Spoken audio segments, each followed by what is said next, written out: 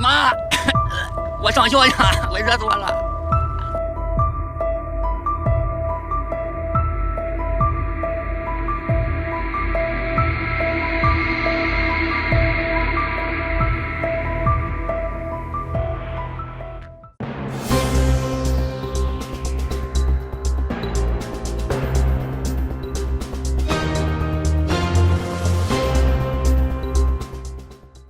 While southern China is suffering from floods, everywhere is submerged in water with countless losses of people and property.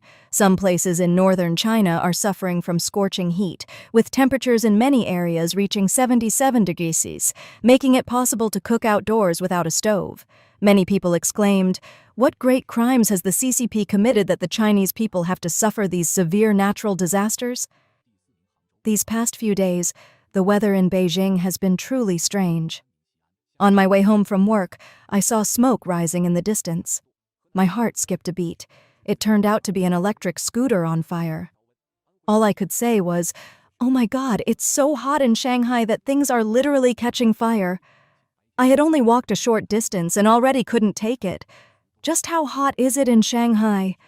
As people step out of the subway station, they have to stand in the shade to collect themselves before daring to go out. The weather in Hebei is also unbearable. Temperatures of 39-40 degrees. Is the sky trying to roast us alive? It's so hot I feel like I'm about to evaporate. Oh man, it's hot enough to kill someone. Seriously, this isn't a joke. Heat stroke can be life-threatening. In this kind of weather, everyone needs to be especially alert for heat exhaustion. I ask you, are you feeling the heat? The extreme temperatures are sweeping across the country: Zhejiang, Jiangsu, Anhui, Hunan, Jiangxi, Guangdong. The entire country is basically in grill mode. Chengdu has issued the earliest heat warning in its history, with temperatures soaring past 40 degrees Celsius. On the morning of July 4th, at 10 a.m., Guzhen, Hefei, and Lingbi in Anhui became the hottest places in the country. Ground temperatures in West Lake, Hangzhou, exceeded 55 degrees Celsius, and the local meteorological bureau had to clarify, this is not an exaggeration. In Shandong, even the elderly are voluntarily turning on the air conditioner, which tells you just how cold-tolerant they normally are. Everyone at work today was complaining about the heat. It's 30 degrees at night, 40 during the day, and even if you're standing still, sweat just pours off you. What's scarier is, this heat wave has only just begun. I just want to ask one thing. Has Wuhan's weather been taken over by the tropics? Every day it's 34, 38, 39 degrees, like a car stuck in high gear. At 1:36 p.m. on July 5th Beijing time, the city's thermometer read a scorching 50 degrees. Since early July, mainland China has entered a rare, widespread heat wave. As of the afternoon of July 4th, 754 provinces, cities, and counties had issued heat warnings, with temperatures in many places exceeding 40 degrees. Such extreme weather not only harms human health, but also causes animals to suffer from heat stroke. At noon on July 5th, the surface temperature on Jianghan Pedestrian Street in Wuhan exceeded 50 degrees Celsius. A video recorded by a local resident quickly went viral online. In the video, a gray zebra dove lay limp on the scorching pavement, its wings spread weakly, its beak opening and closing as if gasping for air. Someone poured water into a bottle cap for it to drink. After some time being cared for, the bird eventually recovered and flew away. How should I describe today's heat in Wuhan to you? Even my grandmother turned on the air conditioner today. Someone even said an 80-year-old man in their village, who had never bought an air conditioner in his life, finally had to get one this year. At 38 degrees Celsius, going to the bathroom means using 10 tissues, 9 of which are just to wipe off sweat. Who can understand that? Even with the AC on, it's still hot. In Hangzhou, with temperatures at 40 degrees Celsius, just look at what I've been grilled into. Walk 3 steps, and a wave of sweat breaks out. It's really unbearable. This is the searing 40-degree heat of today. My phone was so hot I had to stick a cooling patch on it. Do you want to know just how hot it is in Jinan? Look, this thermometer is only showing the limit of what it can handle, not the actual heat in Jinan. And summer there is just beginning. What about Beijing? It's so hot, I thought I was standing next to an AC exhaust or right by a car's tailpipe. I figured walking a few steps might help, but no, it stayed just as hot no matter how far I walked. Touching my skin felt like it was burning. Just saying a few words made my mouth and nose feel like they were full of hot air. I swear, I'm dying from the heat. I was born and raised in the Northeast, and I've never experienced heat like this before. Changchun is now 35 degrees Celsius. Is that even normal? Come stand outside in the Northeast for half an hour. Forget about getting a tan. Your skin will be coated in an oily paste. I barely walked 300 meters and was soaked in sweat. It's honestly terrifying. When I got to Shanghai, I thought I was going to lose it. There's a video showing Wuhan's weather. The dryness is just unbelievable. And what about Henan? Look at this electric fan. The sunlight passing through the tin roof outside has heated it so much it's been distorted by the heat. Let me show you my makeup. It's like it's been through a literal storm surge. This year, Shanghai is experiencing an unprecedented heat wave that has broken multiple records. In June alone, there were 9 days of extreme heat, the first time this has happened in 150 years. In news reports, they used just 4 words to describe this phenomenon: rare in history. In Wuhan, around 1 p.m., the sun was so intense. Even eggs got cooked. They actually got cooked. The weather forecast said it was 38 degrees Celsius in Wuhan that day, so someone tried to see if eggs could be fried without using oil. The result? The egg stuck firmly to the scorching hot pan, and they had to crack a second one next to it. After a while, bubbles began forming on the surface of the egg, and it ended up fully cooked.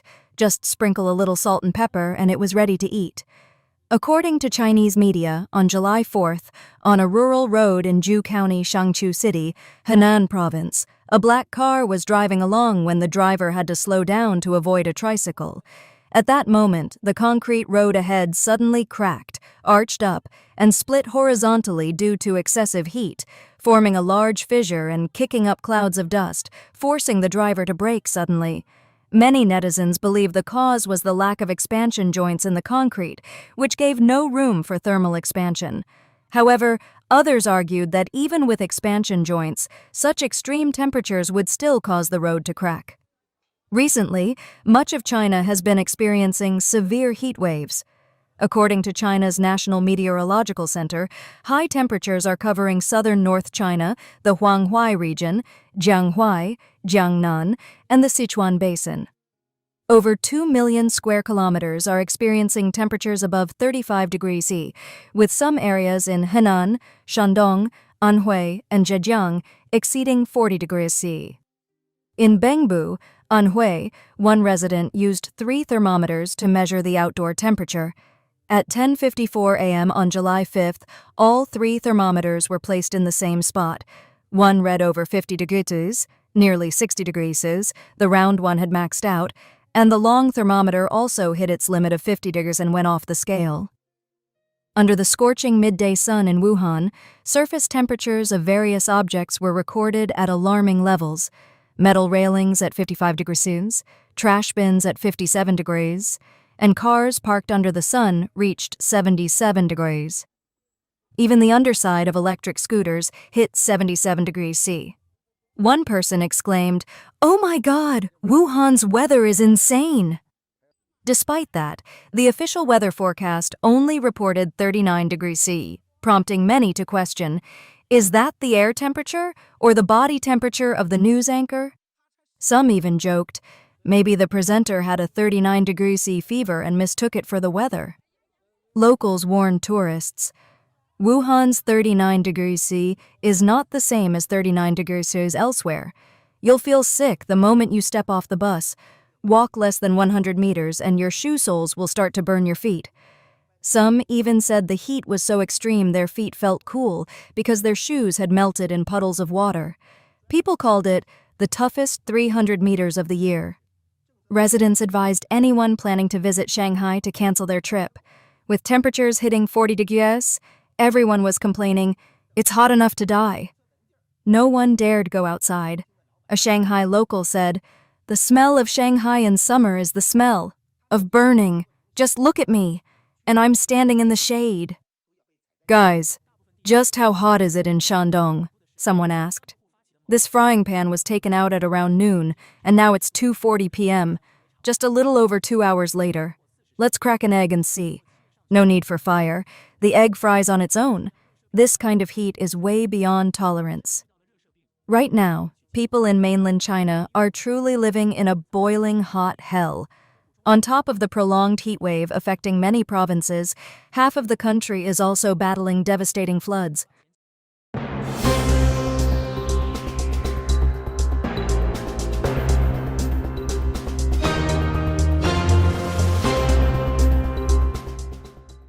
Welcome back to China Undercover. Today we dive into the heart of China's unfolding catastrophe, a nation battered by floods, scorched by heat waves, and chilled by summer snows. These are no mere weather events.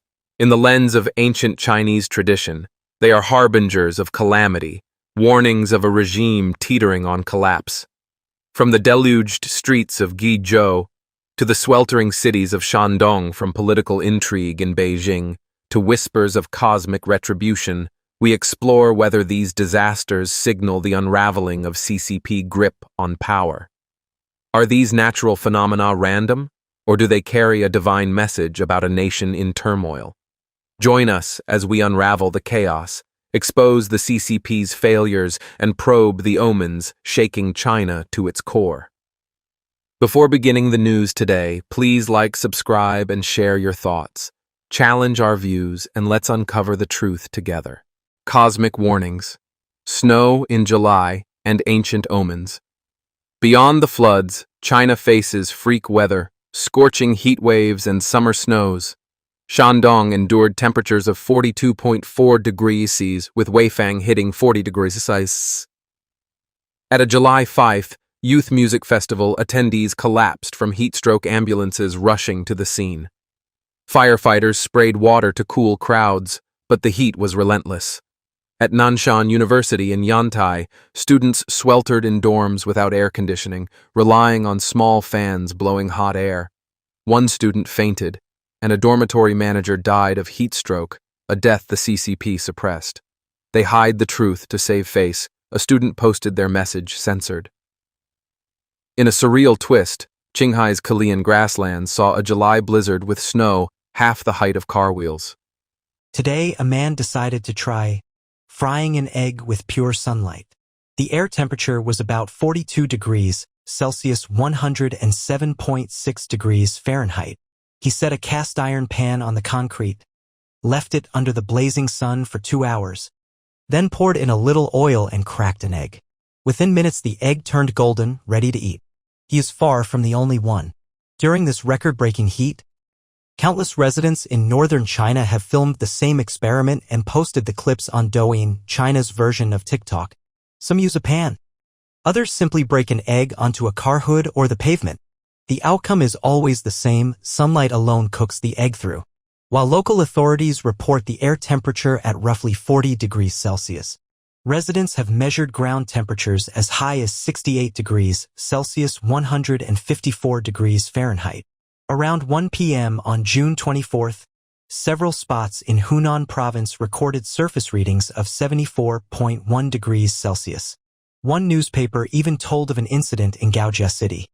Someone dropped an ant onto the road and it was roasted to death in under 3 seconds. The heat wave has produced other bizarre scenes. On 7th of July, a number of Changsha residents posted videos of their glass doors cracking and shattering solely from the heat. Meanwhile, concrete roads blistered and then split apart, images that reminded many of the city's tunnel flooding disaster back in the summer of 2023. Yesterday was sunny. Today, snow collapsed our tent and froze a newborn foal a herder shared. Netizens were stunned. July snow. It's unreal. These anomalies, floods, heat waves, summer snow, echo the ancient tale of Du Yi, whose wrongful death in the Han Dynasty's injustice to Do Yi caused snow to fall in June, a sign of cosmic imbalance. Traditional texts, like the Book of Changes, warn that summer snow signals great mourning or national calamity with chaos in leadership and societal upheaval. In Chinese cosmology, the balance of yin cold dark and yang warm light governs nature. Summer should be yang dominant with warmth and growth, while winter is yin's domain. Snow in July suggests a profound disruption where yin overtakes yang unnaturally. The Tao Te Ching teaches that all things arise from the interplay of yin and yang. Imbalance brings chaos. Floods, droughts, and summer snow reflect a world out of sync, perhaps signaling divine discontent with human affairs. Systemic failures. The CCP's role in disaster. The CCP's negligence has amplified these crises. Official reports admit 329 rivers breached alert levels, yet the true scale is likely worse, masked by censorship. In Rongjiang, locals blame dam releases for worsening floods. They opened the dams without warning, drowning our homes, a resident raged. The CCP's tofu dreg infrastructure seen in Yagi's collapsed buildings crumbles under pressure with bridges and roads failing across provinces. Censorship buries the truth. Posts about deaths or damages vanish from WeChat and Douyin. They pulled bodies from the mud, but the news says nothing, a Rongjiang resident whispered. The regime's inaction is stark. No senior leader has visited flood zones. Deputy Premier Zhang Guoqing, tasked with disaster response, toured industrial sites in Hubei on July 1st, ignoring the floods. They're too busy fighting for power to care, a commentator Li Linyi told The Times. Unlike predecessors, Hu Jintao and Wen Jiabao, who visited disaster zones, Xi Jinping waits for waters to recede, appearing only for photo ops. He builds his image while we drown, a Henan farmer said. These disasters coincide with political upheaval. Signs suggest Xi Jinping's grip is weakening. Vice Chairman of the Central Military Commission Zhang Youxia is reportedly consolidating power, defying Xi's orders, and purging his allies. The military is turning on Xi, a first in CCP history, a Beijing insider posted on X. Rumors swirl of Xi's fading influence, with factions led by Zhang and reformists tied to Hu Jintao gaining ground. The mysterious death of former Premier Li Keqiang in 2023 remains a stain on Xi's leadership, with whispers of foul play alienating party elders. If Xi ordered Li's death, it was a fatal misstep, a commentator noted. China is reeling from a deluge of biblical proportions, surpassing even the devastation of Typhoon Yagi in September 2024, which left over 100 dead in Hainan. From the south to the north, east to west, floods have ravaged the nation. Official reports admit that 329 rivers have exceeded alert levels, with severe flooding recorded from late June to early July 2025. Yet, as with all CCP statistics, the reality is likely far graver. These are not trickling streams, but mighty rivers, their waters unleashed across a land already stretched thin. In Rongjiang County, Guizhou, from June 20th, 21, rivers like Pingyongjiao and Duliu surged, submerging roads, farmlands, and homes. By June 24th, floodwaters reached the third floors of buildings, leaving residents in terror. It's like the world is ending, a local posted on X, sharing footage of the iconic village superstadium transformed into a lake. Changi Plaza, Rongjiang's largest mall, became a cascading waterfall swallowed by torrents.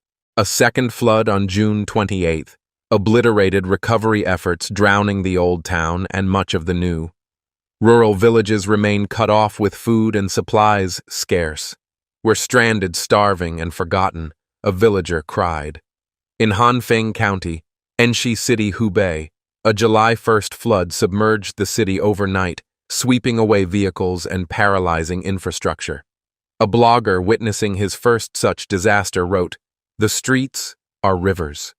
Cars are floating wreckage. It's apocalyptic." In Longlin County, Beisei City, Guangxi, a sudden deluge collapsed roads and toppled a 5-story riverside building into the raging current. Chengdu, Sichuan, saw over a dozen streets flooded with commuters paddling kayaks and the eastern train station underwater. In Liaoning's southeast, from July 1st to 4, cities like Dalian and Dandong faced record-breaking rains, with Dalian recording 146.5 mm, 1.2 times the monthly July average since 1951. 3 days of rain equaled a month's worth, a netizen marveled. The Sichuan Basin endured rainfall across 100,000 kilometer kilns equivalent to one-third of Vietnam's landmass, with 70,000 kilometer kilns classified as heavy rain dumping over 14 billion ma3 of water. It's like 1,000 West Lakes poured onto Sichuan in a day, a resident posted. In Yunnan's Wenshan City, a July 1st landslide buried vehicles trapping 13 families. In Linxiang, a July 2nd flood halted high-speed rail and severed roads, leaving communities isolated. Human toll, lives swept away. The human cost is staggering. In Rongjiang, mud-choked streets reek of decay with fears of disease outbreaks mounting. A resident shared on July 1st. The stench is unbearable. We're torn between needing sun to dry our clothes and dreading the diseases it might unleash. A farmer, Mr. Zhang, told NTD TV, "My tea workshops, home, and fields were swept away. My family lived off tea sales, but now our machines, phones, everything. It's all rubble." In Sixia County, Henan, a June 30th flash flood killed at least 5. Left 3 missing and affected 6,000. Wooden homes housing workers were washed away, leaving families shattered. Videos capture the horror. Collapsed bridges, submerged cars, and bodies floating in murky waters. In Lishan County, Guizhou, a June 28th flash flood and landslide tore through residential buildings, leaving survivors shell-shocked. I saw bodies in the flood, but the news stays silent. A netizen whispered on X, their post quickly deleted. Rural communities remain without aid, their cries for help unanswered, as the CCP prioritizes image over action. China's internal power struggles overshadow disaster response. While floods devastate millions, Beijing's leaders are locked in a battle for control. They're more focused on Zhong Nanhai's intrigues than saving lives, a Hubei resident fumed. Recent U.S. China talks in Geneva and London hint at a rising moderate faction willing to negotiate where Xi resisted. Is Xi a figurehead with real power shifting to others? The silence from Beijing's top brass speaks volumes. The floods are not the only injustice. China's missing persons crisis, 1 million in 2020, including 200,000 children annually, with only 0.1% found, raises chilling questions. Despite a surveillance network with half the world's cameras and advanced facial recognition, the CCP fails to locate the lost. A fly can't escape their cameras yet. Thousands vanish, a netizen raged. Many suspect a darker truth, organ harvesting. Uyghurs, Falun Gong practitioners, and healthy youths are allegedly targeted for a gruesome trade. In May 2025, the U.S. House passed H.R. 1540 targeting organ harvesting from Falun Gong practitioners, signaling global alarm. Dr. Huang Tianfeng, a Taiwan-based transplant expert, said, "This is a crime the world can no longer ignore. These injustices fuel the cosmic imbalance." Traditional beliefs hold that unavenged souls carry heavy yin energy, disrupting nature's harmony. The million missing, the persecuted, and the flood victims crying for justice may be the modern due-s their grievances, summoning snow in July. The human toll lives buried in mud. The devastation is heart-wrenching. In Danba, 63 households, 133 people were evacuated from Sentru villages 1 and 2, but many remain stranded. A local woman shared, "Our village is safe, but the roads are blocked with boulders. We're cut off with no way out." Online netizens whispered of a darker reality. 4 people are still missing. No one can reach them. One wrote their post, swiftly deleted. Another posted, "I saw houses vanish in seconds, swept away like paper." It's terrifying. In Tantran County, officials reported 3 deaths, 2 missing and 2 injured, but locals fear the toll is higher, suppressed by CCP censorship. In Yunnan's Yun County, a July 2nd flash flood obliterated livelihoods. Mr. Zhang, a tea farmer, told NTD-TV. My tea factories, home, and fields are gone. My computers, phones, everything turned to worthless debris. This was our life's work. In Jida village, Kujing, a June 30th mudslide buried homes, leaving 2 residents missing. Videos show streets choked with mud, a bus half submerged, and a mangled car barely recognizable beneath the sludge. It took 15 minutes for our village to drown, Mr. Wang, a local, recounted. Water rose to 3 meters. We swam to safety, but my car was swept into the river. It cost me 200,000 yuan, and the crane to retrieve it cost more. There's no harvest this year. I don't know how we'll survive. A Huaining survivor who endured the 2008 Wenchuan earthquake said, "This mudslide was worse. The mud came like a tidal wave burying cars.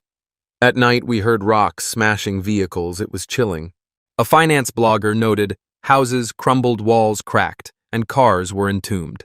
This isn't just nature, it's negligence. The loss of homes, crops, and infrastructure has left communities reeling with no clear path to recovery. Official response: silence and suppression. The CCP's response has been predictably inadequate. In Danba, officials claim no casualties, but locals dispute this, citing missing persons and censored reports. They say everyone's safe, but we know better, a netizen posted on X, their account later suspended. In Ya'an, the transportation department cited ongoing rain as too dangerous for immediate rescues, imposing traffic controls and promising a temporary road by July 5th. Yet stranded travelers like Ms. Lee told a different story. We drove 300 kilometers in 11 hours, passing 7 mudslides. Rocks fell, our tire blew twice. A Hong Kong race car driver helped us, but police led us to an unfinished highway. We spent the night in Jujia town, exhausted and scared. Tourist sites, including Tentai Mountain, Pung Shi, Ancient Town, and Shiling Snow Mountain Waterfall, closed due to geological risks. In Sichuan's Zhujiagu landslides on Highway 247, stranded tourists, some sleeping in tunnels. The road was gone, and we were trapped, a traveler shared. The CCP's focus remains on control, not aid, with relief efforts lagging, and social media posts about deaths or damages swiftly erased. They care more about their image than our lives. A Wenchuan resident fumed. Online reactions. Whispers of prophecy. The scale of destruction has sparked speculation online. Some netizens linked the Danba mudslide to a prediction by Japanese manga artist Ryo Tatsuki, wondering if his vision of disaster manifested not in Japan, but in Gansu. Is this a coincidence or a sign, one asked on X. Others saw the mudslides as omens, echoing ancient Chinese beliefs that natural disasters signal divine displeasure. Mountains collapsing, rivers raging. It's as if the heavens are angry, a user commented.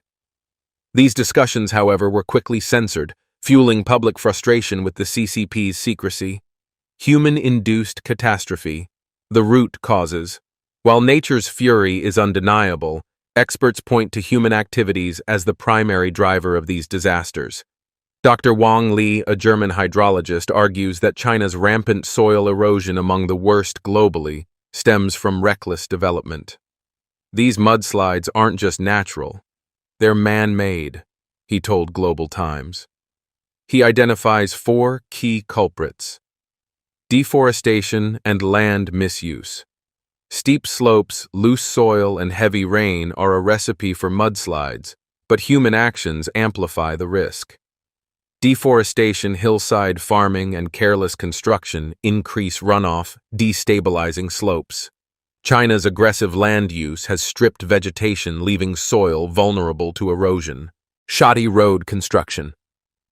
In geologically fragile areas, road building often involves blasting mountains, loosening rock layers.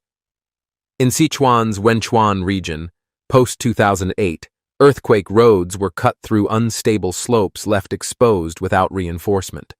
These roads invite landslides, Dr. Wang noted. Faulty water systems, irrigation, and pipelines meant to address water shortages often leak, raising groundwater levels. This weakens soil stability, triggering slope failures.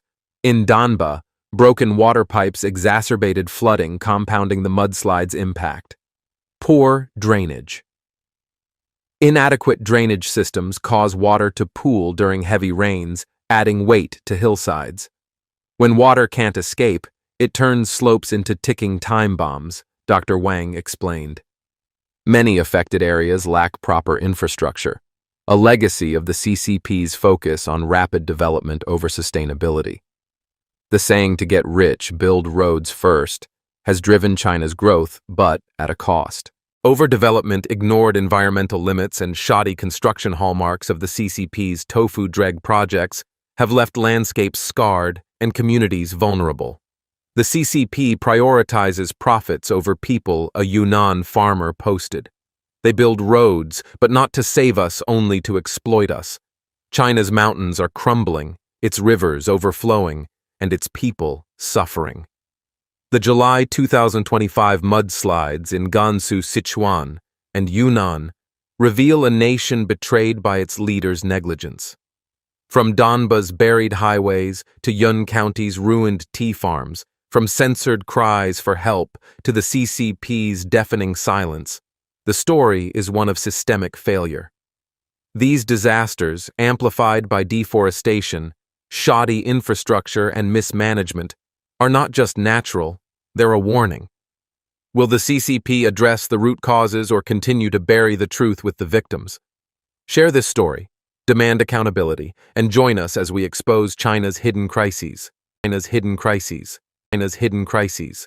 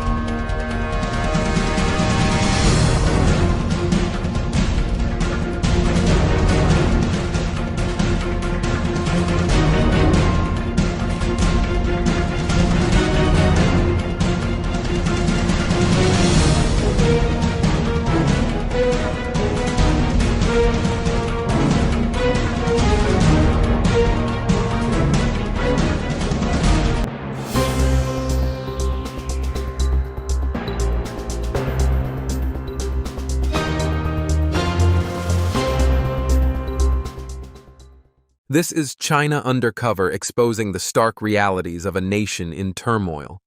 Southern Shandong was melting, literally melting under a merciless sun. For days, the thermometers in Jinan flirted with 40 degrees C, frying eggs on car hoods, leaving commuters gasping for breath the moment they stepped off the bus. People joked that their skin was turning to barbecue pork. Then bang, at 2 in the afternoon on July 7th, the sky flipped a switch. Noon blazed like a forge. By 2 p.m., the city plunged into something out of a disaster film. Black clouds whined, howling like a jet engine, and a wall of rain so thick drivers couldn't see their own wipers. You could almost hear the city scream, "What crime did we commit to deserve this?" From furnace to freezer in 15 minutes. At 11 a.m., the Jinan Meteorological Observatory still yelled orange alert for heat. People wiped sweat, cursed the sun, and kept trudging. By 11:40, though, the forecasters were already panicking yellow alert for thunderstorm gales because radar showed a monster cell barreling down from the southwest. 10 minutes before 3 p.m., they hit the siren again. Orange alert for hail. Yes, hail, on a day that had started hot enough to steam buns. Small pellets peppered the downtown core, clattering off balconies like someone dumping gravel from the sky. A woman surnamed Wang was waiting for her bus, fanning herself thinking about an iced milk tea when the air suddenly smelled metallic.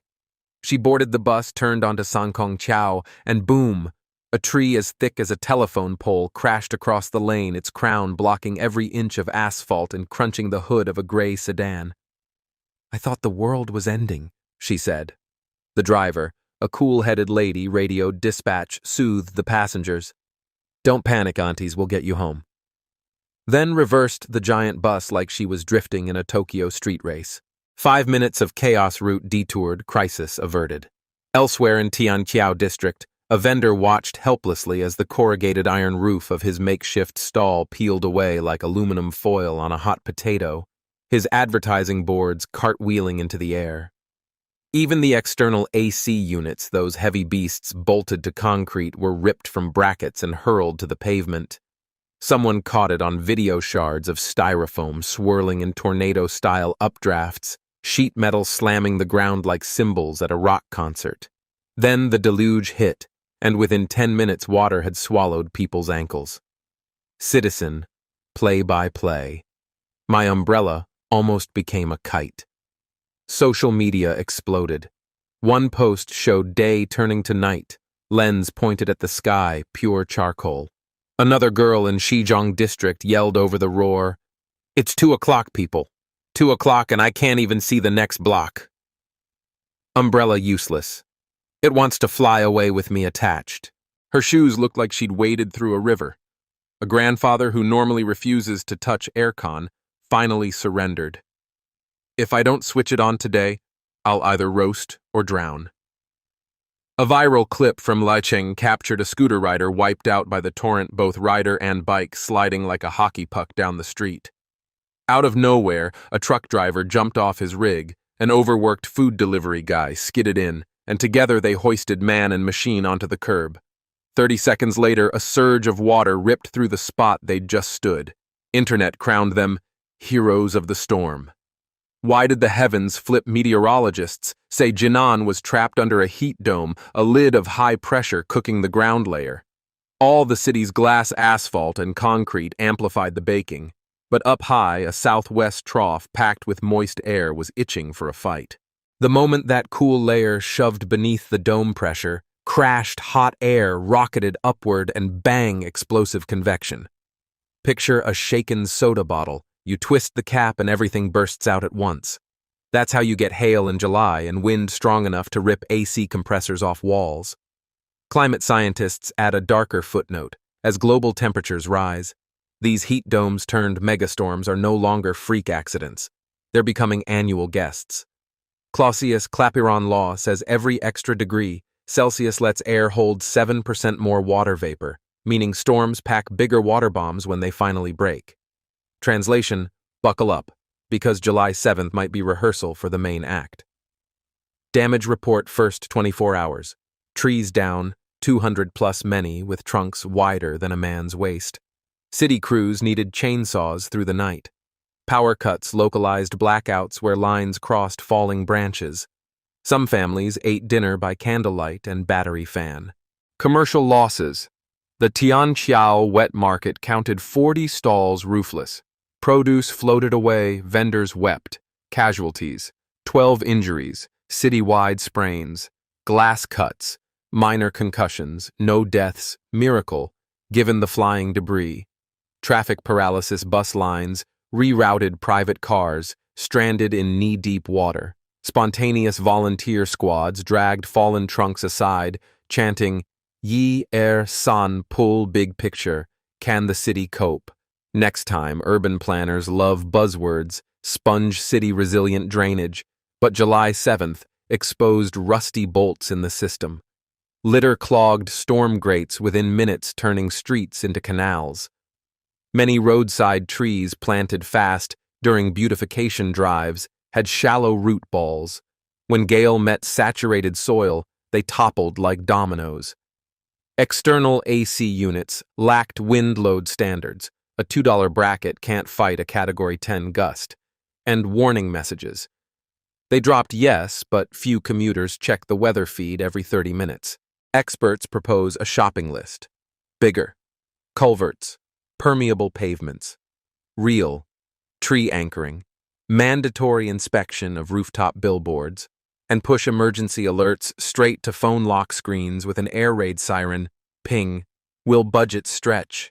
Maybe after videos of trees squashing sedans go viral, city councils suddenly find money. Life goes on. Hotter than ever. Don't celebrate the rain for long.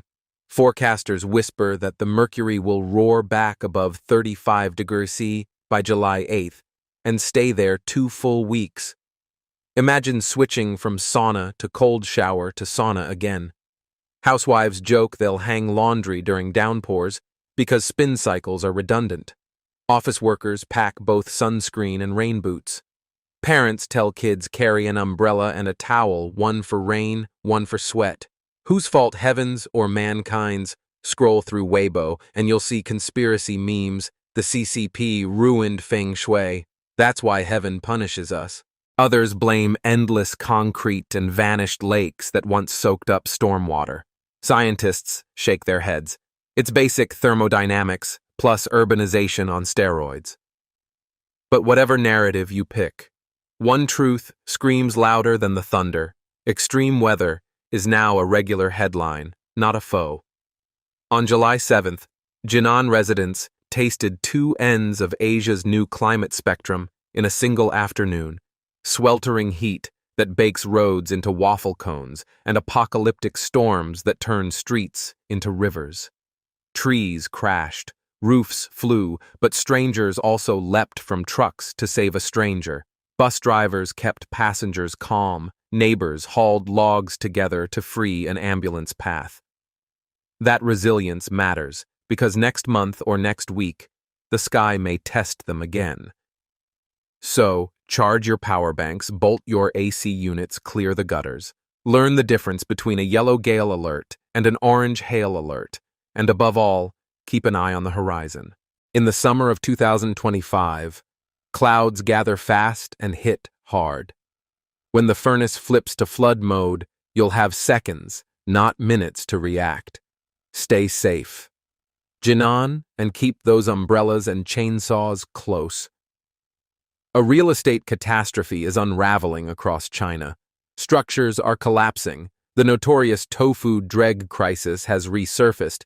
Citizens are gripped by fear, and a sprawling construction scandal is coming to light. Fractures are spreading not just in buildings, but in the very dream of China's urban triumph. In a mere 72 hours, over 300 residential complexes nationwide reported critical structural failures. Walls are cracking, foundations are giving way, and in some cities entire towers have fallen without warning. What's gone wrong?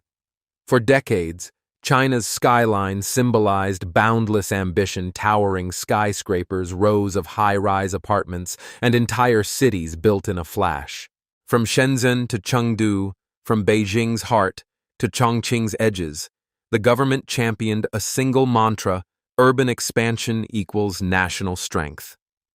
The stats were staggering. Between 2000 and 2020, China consumed more cement than the US did in the entire 20th century, relocating 600 million people into urban centers and birthing dozens of megacities in just 2 decades.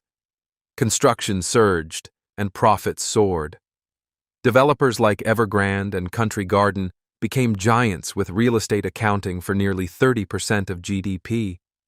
Local governments grew dependent on land auctions, while families invested life savings in new apartments, not for homes, but for speculation and dreams. Yet beneath the gleaming facades lay a fragile core, a perilous mirage. To meet breakneck deadlines, buildings rose in as little as 60 and 90 days, with developers cutting corners using shoddy materials and employing untrained workers. Concrete was diluted steel, was flimsy, and safety was an afterthought. The term tofu dreg projects emerged, describing structures as unstable as soggy bean curd. Warnings went unheeded. Whistleblowers were muzzled, and officials ignored the decay as long as towers rose and money flowed. Now the cracks are both physical and symbolic. Entire urban districts are decaying walls, splitting floors, collapsing, some buildings falling entirely, endangering or claiming lives. This isn't just a bursting bubble. It's a slow-motion structural disaster, with ordinary families bearing the cost. Reports flood in from provinces like Henan, Hunan, Sichuan, and Guangdong, showing eerily similar scenes. Residential towers marred by gaping cracks, ceilings, sagging tiles, shattering, and foundations shifting like quicksand. In just 10 days, over 300 buildings across 18 cities showed signs of collapse. Residents fled, clutching children and belongings, capturing chilling footage on phones that briefly went viral on Weibo and WeChat before censors erased them. In Changsha, a luxury apartment complex saw its B block shift centimeters overnight, with tenants woken by eerie creaks as cracks tore through their homes. Officials didn't investigate. They cordoned off the site, silenced residents, and blamed temperature shifts or minor soil settling. In Nanning, a row of 4-story buildings partially collapsed after heavy rain, despite months of residents reporting mold leaks and warped structures. One displaced local told foreign media, "They sold us premium quality." Now we're in a tent under a bridge. In Zhengzhou, Henan, a gleaming high-rise stands next to its tilting twin, its base barricaded shattered glass, mirroring the broken promise of China's property boom, shiny outside, rotten within. Authorities are racing to hide the evidence, demolishing unstable structures at night, evacuating neighborhoods with little notice. Compensation is rarely offered. Families are herded into makeshift camps, left waiting for updates that never arrive. Online videos of these covert demolitions vanish quickly, fueling fear and speculation. This crisis isn't confined to smaller cities. Guangzhou's Huadu district saw a 5-year-old tower shed tiles after light rain, its foundational flaws ignored due to drained funds. The phrase "tofu dreg 2.0" has gone viral, echoing Premier Wen Jiabao's 2008 lament over shoddily built schools after the Sichuan earthquake. But today, there's no natural disaster, just human failure, widespread and systemic. Developers have vanished, leaving frozen construction sites in cities like Chengdu and Tianjin, where idle cranes and weed-choked towers mark new ghost towns. Beijing's response is feeble.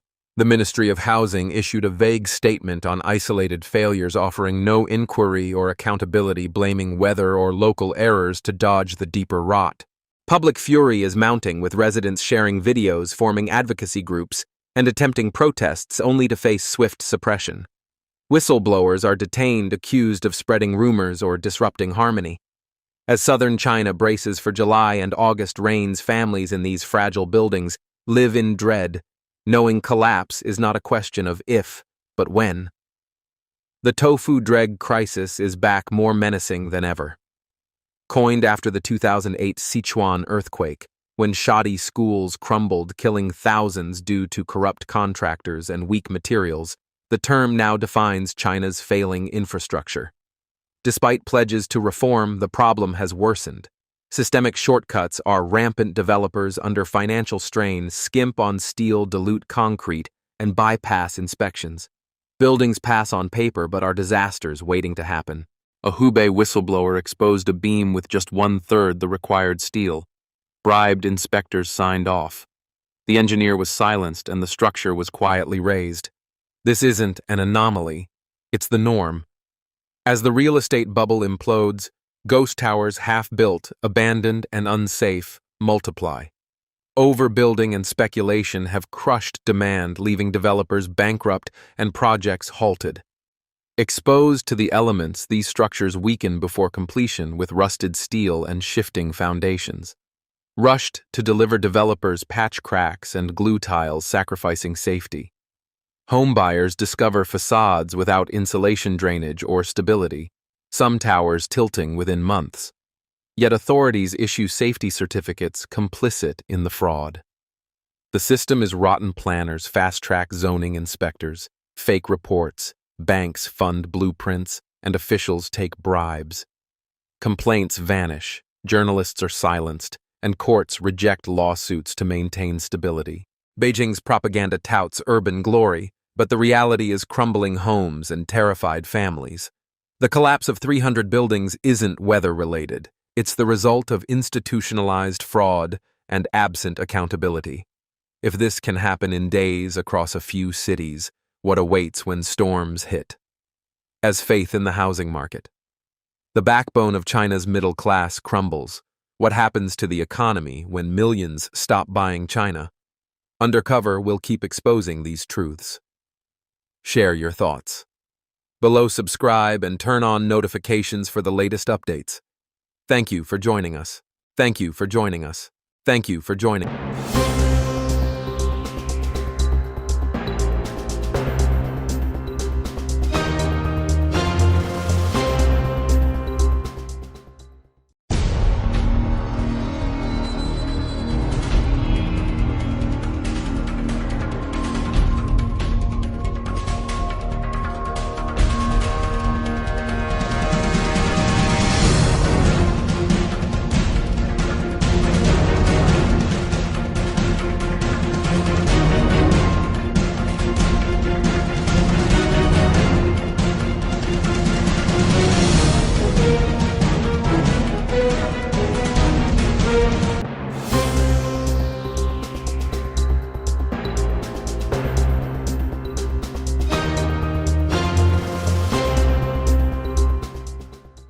In the sweltering summer of 2025, China's cities have become battlegrounds against an unrelenting heat wave driving desperate residents to seek refuge in unconventional places.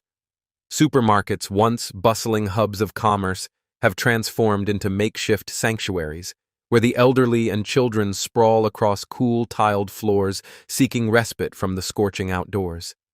In Shanghai's hypermarkets, scenes of families camped out in aisles have become commonplace. Grandparents fan themselves with folded newspapers, while children sprawl on blankets playing card games or napping under the hum of air conditioning.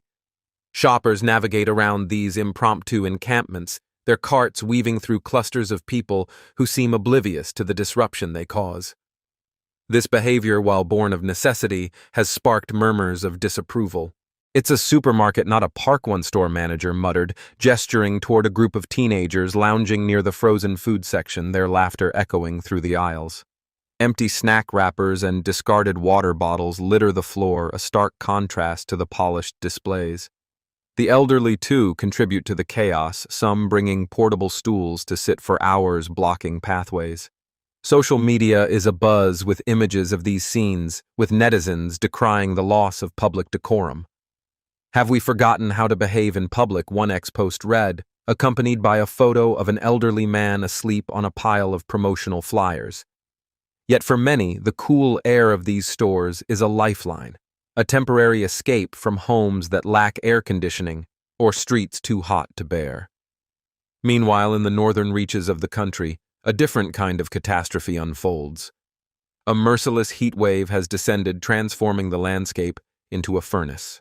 In cities like Beijing and Tianjin, the ground itself seems to radiate hostility, with surface temperatures in some areas spiking to an astonishing 77 degrees Celsius, hot enough to sear food without a stove. Videos circulating online show residents cracking eggs onto sizzling pavement, watching in grim fascination as they bubble and cook under the open sky. The air is thick, oppressive, and unrelenting, forcing people to seek refuge in the meager shade of trees or awnings. Even there, relief is fleeting. The heat wraps around you like a suffocating embrace, leaving no escape. Across the nation, a sense of bewilderment and frustration simmers. People whisper among themselves, their voices tinged with desperation. What has the government done to bring such wrath upon us? The question lingers unanswered as the dual calamities of flood and fire test the resilience of a nation already grappling with economic turmoil. From the drenched south to the scorched north, China is caught in a vice of natural disasters that seem to mirror the growing unease in its social and economic fabric. In Beijing, the capital city, the weather has taken on an almost surreal quality. On a recent evening, as I made my way home through the crowded streets, a plume of smoke caught my eye in the distance. My heart raced. A fire in this heat could spell disaster. As I drew closer, I saw the source: an electric scooter, its battery ignited by the relentless temperatures smoldering on the sidewalk. Bystanders gawked their faces, a mix of shock and resignation. "Shanghai's so hot even machines are giving up," I muttered to myself, wiping sweat from my brow. The air was thick with the smell of burning plastic, a stark reminder of the city's struggle under this unprecedented heat wave. Shanghai, once the glittering jewel of China's economic miracle, is now a city under siege not by invaders, but by the elements, and a creeping sense of decline. Stepping out of the subway station is like walking into an oven. Commuters pause in the shade, steeling themselves before braving the open streets. The heat is not just uncomfortable, it's dangerous. Temperatures regularly climb to 40 degrees, and in some areas they push even higher. In Hennan's West Lake region, ground temperatures have been recorded at a staggering 55 degrees Celsius, prompting the local meteorological bureau to issue statements clarifying that these figures are not exaggerations. The heat is so intense that it warps reality. Metal railings burn to the touch. Car hoods reach 70 degrees, and even the undersides of parked scooters hit 77 degrees C. It's like living on the surface of the sun, one resident quipped, fanning herself futilely with a folded newspaper. The weather in Beijing has been bizarre lately. On the way home, a person witnessed an electric scooter burst into flames in the middle of the street, a live image of the relentless heat devouring the city. In Shanghai, commuters exiting the subway immediately seek shade to regain their breath before daring to step into the sun. Meanwhile, places like Hefei and Henan are seeing daytime highs between 39 degrees and 50 degrees Celsius, with many locations recording surface temperatures over 55 degrees C. People are calling it a real-life inferno. Blistering waves of heat are sweeping through provinces like Jiangsu, Anhui, Hunan, Jiangxi, and Guangdong, effectively turning the entire country into a giant oven. Chengdu issued its earliest high-temperature warning in recorded history, as thermometers surpassed 40 degrees C. On the morning of July 4th, cities like Jiujiang, Hefei, and Lingbi were the hottest in China. Ground temperatures in West Lake Hangzhou exceeded 55 degrees, prompting the local meteorological office to confirm this is not an exaggeration. Even in Shandong, elderly people who usually resist air conditioning finally turned it on, a sign of how intolerable the heat is. In workplaces across the country, complaints flood the air. It's 30 degrees at night, 40 degrees during the day, and you sweat even while standing still. And what's most alarming, the heat wave has only just begun. One person asked, "Has Wuhan's climate been taken over by the tropics? Every day, it's 34, 38, 39 degrees, as if a car is stuck in high gear and won't stop revving." On July 5th, at 1:36 p.m., temperatures in parts of Beijing hit 50 degrees Celsius. Since early July, mainland China has entered a rare and widespread heat wave, with 754 regions issuing warnings, and many places surpassing 40 degrees Celsius. This extreme heat doesn't just threaten human health, even animals are collapsing. In Wuhan, by noon on July 5th, surface temperatures reached over 50 degrees C. A viral video shows a zebra dove lying limp on the burning pavement, gasping for air. A passerby poured water into a bottle cap for the bird, which eventually revived and flew away. Someone remarked, "Even my grandmother turned on the AC today." An 80-year-old man who had never owned an air conditioner finally bought one this year. In these conditions, a trip to the bathroom takes 10 tissues, 9, just for sweat. Even with the AC on phones overheated, prompting people to slap on cooling patches. In Jinan, outdoor thermometers have maxed out. In Wuhan, metal railings read 55 degrees C trash bins, 57 degrees C parked cars, and scooters hit 77 degrees C. Yes, 77 degrees Celsius. Yet official forecasts only stated 39 degrees C, causing public outcry. Is that the temperature or the anchor's body heat? Some joked, maybe the newsreader had a fever and read the wrong number. Locals warned tourists Wuhan's 39 degrees C is not the same as anywhere else. You step off the bus and feel sick. After walking less than 100 meters, your shoe soles start to burn. Others describe the sensation as if their shoes melted in puddles. People now call it the most brutal 300 meters of the year. In Shanghai, residents say, "The smell of summer is the smell of burning. Just look at me, and I'm standing in the shade." In Shandong, someone cracked an egg on a hot pan left out since noon. By 2:40 p.m., the egg fried itself without fire. Just add salt, and it's ready to eat. In Henan, a black car was traveling down a country road when the concrete pavement cracked and lifted, throwing dust into the air.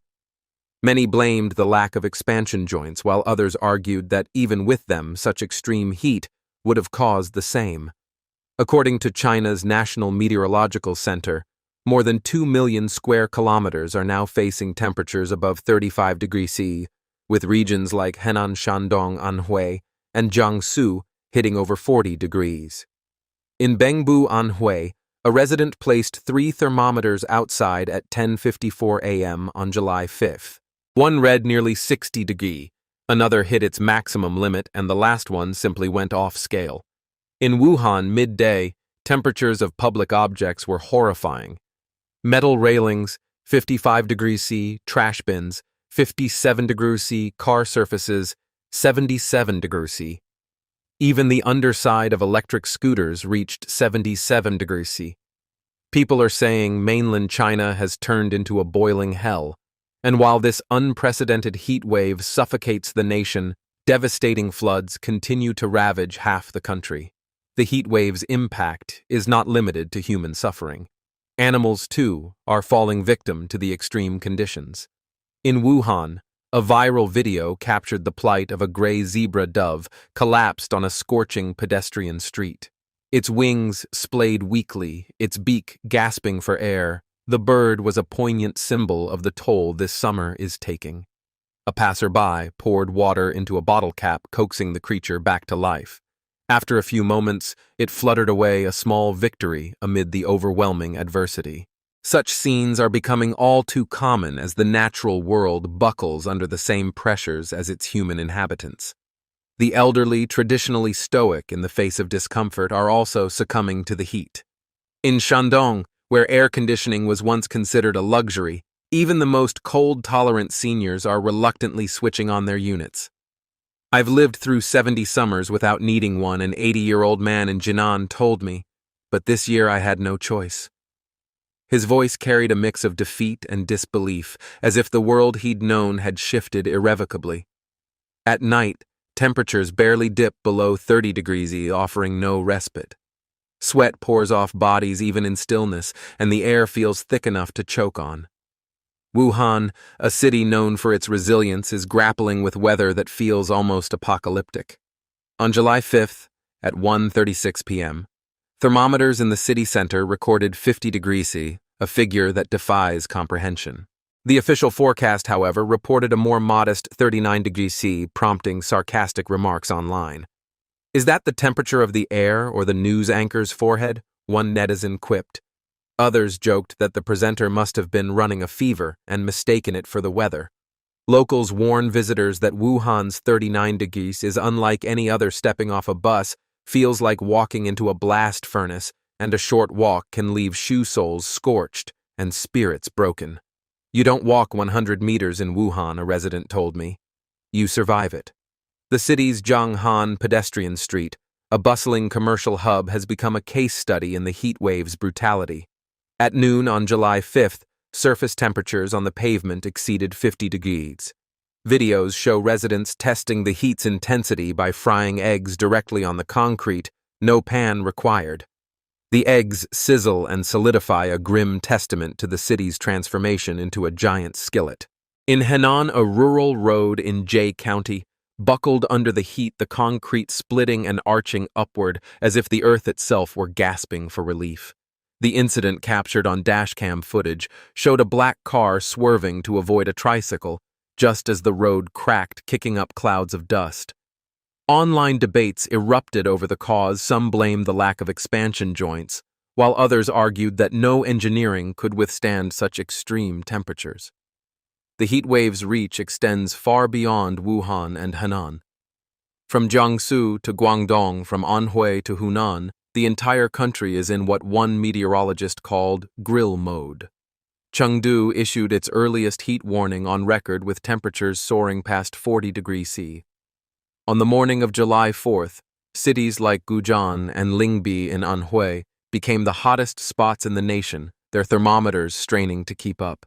The National Meteorological Center reported that over 2 million square kilometers, roughly a fifth of China's landmass, are experiencing temperatures above 35 degrees C, with some areas pushing past 45 degrees. By July 4th, 754 provinces, cities, and counties had issued heat warnings, a number that speaks to the scale of the crisis.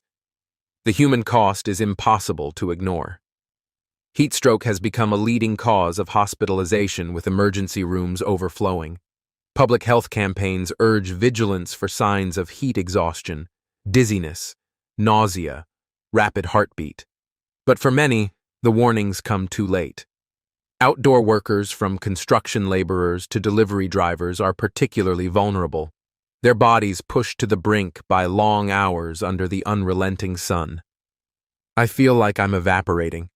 One delivery driver told me his shirt soaked through despite a cooling patch taped to his forehead.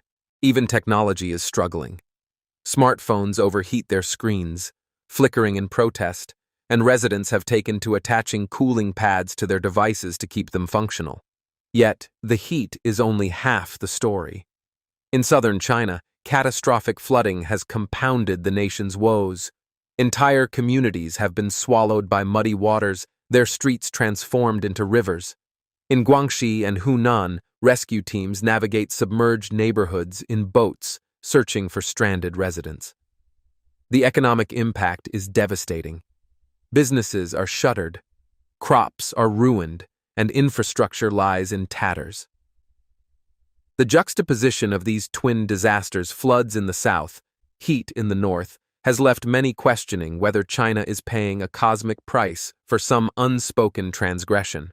Amid these natural calamities, Shanghai, the nation's economic powerhouse, is facing a crisis of a different kind, a quiet exodus that threatens to unravel its very identity. Once a beacon of opportunity, the city is now shedding residents at an alarming rate. According to data from the Shanghai Exit Entry Administration, 380,000 people processed exit procedures in a single month, a figure that stunned even seasoned observers. The city's permanent population, which once peaked at over 30 million, has plummeted to just under 25 million, a loss of at least 5 million in recent years. The streets, once thronged with ambitious migrants and international visitors, now feel eerily empty. Old Qianba Street, a historic commercial artery, lies deserted, its shops shuttered and its sidewalks silent. The reasons for this exodus are manifold, but the economic downturn looms large. Shanghai's economy, long a symbol of China's rise, is faltering. Large corporations are laying off workers while small businesses teeter on the edge of bankruptcy. The job market, once a magnet for talent, has become a brutal landscape of rejection and uncertainty.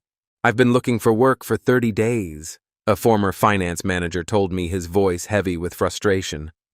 "I led a team of 7 at a reputable company, and now I can't even get an interview."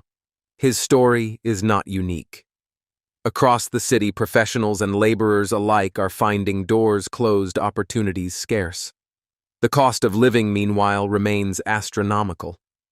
A modest rental in Shanghai can easily cost 5,000 yuan a month, and that's for a cramped, aging apartment. Add in food, transportation, and other essentials, and monthly expenses can climb to 6,000 yuan or more. For many, the math simply doesn't add up. Young professionals who flocked to the city a decade ago, fueled by dreams of success, are now packing their bags. 10 years ago, we came here thinking we could conquer the world, one former resident told me. Now we're just trying to survive. Many are returning to their hometowns where the pressure to keep up with Shanghai's relentless pace is absent and the cost of living is a fraction of what it was in the metropolis. The city's transformation is visible everywhere. Shopping malls, once packed with weekend crowds, now echo with emptiness. Clothing stores stand deserted, their racks untouched. Rush hour traffic, once a maddening snarl, has thinned to a trickle, and subway cars, once so crowded you could barely breathe, now offer empty seats even at peak times. Restaurants that thrived on the city's vibrant dining culture are closing their doors. My favorite noodle shop shut down last month, a lifelong Shanghai resident told me, her voice tinged with nostalgia. I didn't even notice until I went to order dinner one night and it was just gone. The decline is not just economic. It's cultural, social, and psychological. Shanghai, once dubbed the magic city for its dynamism and allure, now feels like a shadow of its former self. Coffee shops that once buzzed with conversation are silent, their tables empty even in air-conditioned comfort.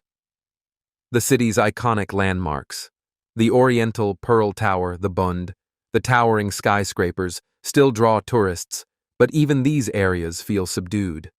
It's like the soul of the city is slipping away.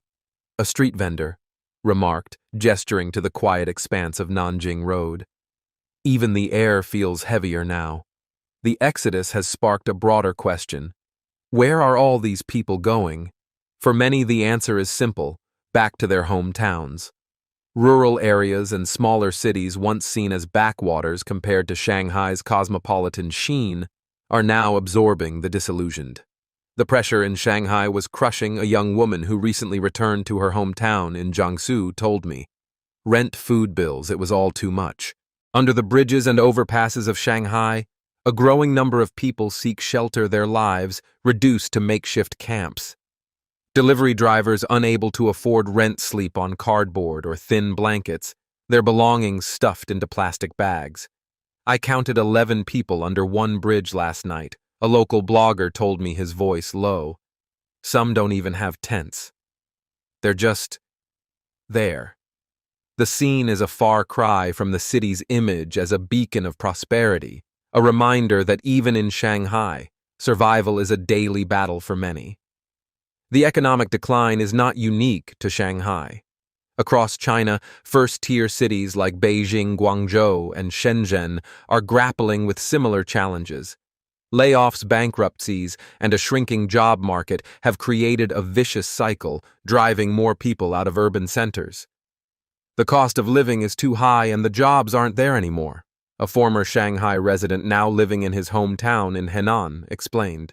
I worked 10 years in the city and still couldn't afford a house. What was the point?